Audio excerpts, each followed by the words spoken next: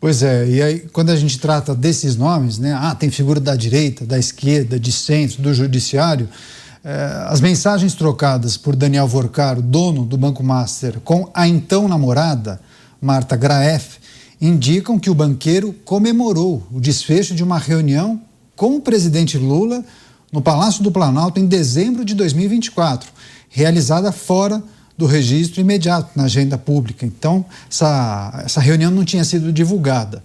O encontro serviu para o banqueiro pedir um conselho a Lula em relação à compra do Banco Master pelo BTG. Lula respondeu com alguns palavrões impronunciáveis sobre o então presidente do Banco Central, Roberto Campos Neto, cujo mandato terminaria alguns dias depois. Lula recomendou a Vorcaro que seguisse com o Banco Master sem aceitar a proposta do BTG. Na reunião, estava presente Gabriel Galípolo, o atual presidente do Banco Central, que assumiria um bom tempo depois. Deixa eu começar essa com o Luiz Felipe Dávila. Surgem informações, diálogos, contatos de Daniel Vorcaro, ele comemorando a reunião com o presidente Lula, disse à namorada que teria sido um encontro muito forte, inclusive essa relação próxima com o presidente, pedindo conselhos ao presidente da República sobre uma negociação que envolveria a venda do Banco Master. Dávila. É curioso uma reunião com o presidente da República e você sair da reunião exclamando para sua namorada que foi um ótimo encontro, como se o presidente da República tivesse naquele instante o poder mágico de resolver todas as coisas do Banco Master. Aliás, essa história do presidente dizer se deveria ou não aceitar uma oferta do BTG é uma conversa realmente muito estranha. Afinal de contas, quem levou Vorcaro para conversar com o presidente Lula fora da agenda foi o ex-ministro petista Guido Mantega, aquele que recebia para ser conselheiro ou participar do conselho do Banco Master. Nós temos de entrar a fundo nessas pessoas que cercam os poderosos que recebiam dinheiro diretamente do Banco Master para influenciar decisões políticas. Isto mostra a natureza do Banco Master. Não podemos esquecer que o Banco Master conseguiu fazer aquela mágica de transformar precatórios, que é um calote oficial que você nunca vai receber esse dinheiro, a não ser o teu bisneto, em dinheiro vivo na hora. O que isso mostra? Total conexão política para transformar um ativo podre num ativo altamente lucrativo. Foi assim que o Master começou a operar. Por isso, pegar este rol de pessoas que oficialmente recebiam dinheiro do Banco Master é o início de uma investigação a sério, para entendermos o tamanho da encrenca e da dimensão que foi esta rede perniciosa, perversa e corrupta que Daniel Vorcaro conseguiu construir ao longo dos anos. Agora, Diego, de que maneira essas informações que vêm à tona, a divulgação de trechos das conversas, isso naturalmente acaba rendendo muitos cliques, né? A audiência, o público gosta, se interessa, quer saber, acaba fazendo uma ideia do que era. Mas isso ajuda ou atrapalha o avanço das investigações? Olha, eu acho difícil fazer essa análise, Caniato, porque, em regra, a divulgação antecipada de elementos de uma investigação não tem o condão de auxiliar a investigação. Mas, em certos casos, vazamentos e uma ampla apuração da imprensa sobre um caso é justamente o que fundamenta a colocação desse caso nos trilhos. Eu dou um exemplo muito concreto aqui a respeito disso. A alteração da relatoria do caso do Banco Master, por exemplo, teve como fundamento primordial a atuação da imprensa no caso e toda a pressão advinda dessa atuação. Não fosse a discussão na praça pública, não fosse a discussão bem acalorada nas redes sociais sobre a relatoria anterior por parte do ministro Dias Toffoli, possivelmente o caso ainda estaria com o ministro Dias Toffoli. O Supremo não teria sentido a pressão que sentiu para que deslocasse a relatoria do ministro Dias Toffoli para o ministro André Mendonça. Agora, cada caso é um caso, evidentemente. O que eu fico me perguntando é que essa história da reunião de Vorcaro com Lula não para muito em pé, considerando as declarações tanto de Vorcaro quanto de Lula. Lula disse, quando questionado sobre isso, que a única coisa que ele disse para Vorcaro, quando procurado, foi que não haveria uma posição política pró ou contra o Banco Master. E eu me pergunto por que Vorcaro teria recebido essa resposta e dito à sua namorada que, olha, a reunião foi excelente, tive um feedback muito bom do presidente da República. Enfim, não é o tipo de resposta que eu, se estivesse sendo investigado e fosse ou advogando para alguém investigado e fosse falar com um juiz, gostaria de ouvir no despacho. E chama muita atenção também a presença do presidente do Banco Central, haja vista que a investigação sobre o banco ocorre justamente dentro do Banco Central. Então, tudo isso é muito estranho. E claro, aí, voltando à temática da sua pergunta, Caniato, nesse ponto, os questionamentos que emergem do amplo debate, os questionamentos que emergem da tratativa do caso pela mídia, aí, claro, colocam também essas dúvidas na cabeça das pessoas que muitas vezes não conseguem chegar a essas conclusões. Então, para um caso como esse, uma teia intrincada que envolve possivelmente muita corrupção, como eu disse, pode envolver até casos de violência contra pessoas, que envolve uma fraude financeira gigantesca, é fundamental que esse caso não seja esquecido por ninguém, não seja esquecido pela imprensa, não seja esquecido pelos políticos que estarão em outubro, até outubro agora, pedindo o voto, pedindo a confiança das pessoas nas urnas e, principalmente, que não caia no esquecimento por parte das pessoas que têm que ver quem são as reais figuras que estão envolvidas no caso e, com base nisso, inclusive, pautarem o seu voto em outubro desse ano.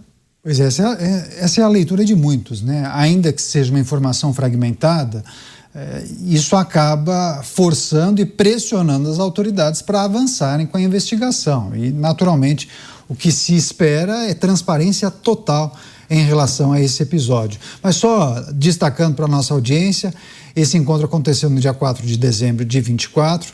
Quem fez a intermediação do encontro, importante também, Guido Mantega, ex-ministro de gestões do Partido dos Trabalhadores, e participaram Rui Costa, que chamou Gabriel Galípolo, tinha sido indicado à presidência do BC, não tinha assumido ainda.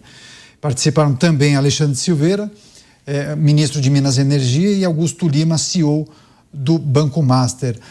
Mota, o que lhe chama a atenção dessa notícia, dessa audiência, o presidente da República recebendo um banqueiro para tratar sobre a possibilidade de venda desse banco para um outro banco privado, e aí o banqueiro em questão questiona o presidente da República a respeito de uma opinião, se seria um bom negócio, uma boa ideia vender o banco para um outro banco maior. Eu não sabia que era função do presidente da República analisar a possibilidade de compra de bancos, de fusões ou aquisições. Essa é uma novidade. É difícil para o brasileiro ficar mais indignado do que a gente já está com essa história do Banco Master. Mas uma curiosidade que eu tenho, eu não sei se isso já foi esclarecido, Caniato, qual foi a justificativa para a reunião? Quando ela foi pedida? Olha, eu gostaria de ter uma reunião para 2 pontos. Qual era o objetivo? Será que o objetivo era esse? Conseguir uma consultoria, uma opinião especializada sobre a possibilidade de venda do banco? Bom, opinião especializada tem que vir de alguém que é especialista no assunto. A audiência de um banqueiro com o chefe do Poder Executivo da República Federal do Brasil, na qual o banqueiro pergunta se deve ou não vender o seu banco. Na reunião, salvo engano, estava presente aquele que seria o próximo presidente do Banco Central do Brasil. É uma entidade pública que tem como uma de suas missões fiscalizar o sistema bancário. E tudo isso foi relatado em mensagens para a namorada. Não é isso, Caniato? Assim, como você manda uma mensagem para a namorada para dizer, olha, o futebol hoje foi bom, foi uma maravilha. Você manda uma mensagem dizendo, não, a gente tive uma reunião com o presidente da República, a reunião foi ótima. Assim, não, pode ser, existe a possibilidade de que não tem havido nada de inapropriado nisso, embora eu acho que a gente tem que consultar os juristas e os especialistas no mercado financeiro. Mas existe uma possibilidade remota de não ter havido nada de inapropriado. Mas a aparência de que isso é inapropriado é total. Pois é, a gente vai ver se consegue colocar, inclusive tem um print do documento da Polícia Federal que mostra que tem a transcrição do diálogo de Daniel Vorcaro com a então namorada, uma influenciadora bem conhecida, mas segundo as informações eles não estão juntos. Rápida parada para você que nos acompanha pela rede. Deixa eu só passar para o Dávila para trazer uma reflexão a respeito de que maneira um caso como esse pode respingar na figura mais importante do país, né? O cargo mais alto quando a gente olha para as esferas da nossa política, o presidente da República. Você entende, Dávila, no avanço das investigações, que isso pode comprometer e implicar o presidente Lula? Ou, caso nada seja comprovado, você entende que talvez tenha sido um ato temerário, né? Receber Daniel Vorcaro fora da agenda para tratar de um assunto que, em tese, não seria de interesse do país ou da presidência da República. Você acha que é preciso também um cuidado adicional por parte do presidente nos próximos encontros com, sei lá, figuras do mercado financeiro? Caniato, se investigarmos as pessoas envolvidas com o governo que recebiam oficialmente dinheiro do Banco Master, como conselheiro, como prestador de serviço, nós temos pelo menos aí o Guido Mantega e o ex-ministro da Justiça Lewandowski. Então, é óbvio que isso é só o começo. Precisa pegar lá outra relação que eu não vi todos os conselheiros e prestadores de serviço. Com certeza tem muito mais gente próxima ao presidente da República que prestava serviço ou estava envolvido ou estava ali fazendo lobby, porque o que Guido Mantega fez foi lobby, tá certo? Você consegue cavar uma audiência com o presidente da República, o dono do banco leva lá, o que é isso? É lobby.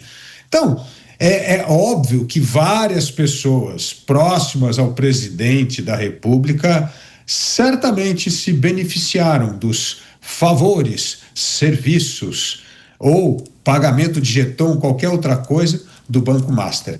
Essa história, Caniato, está apenas começando.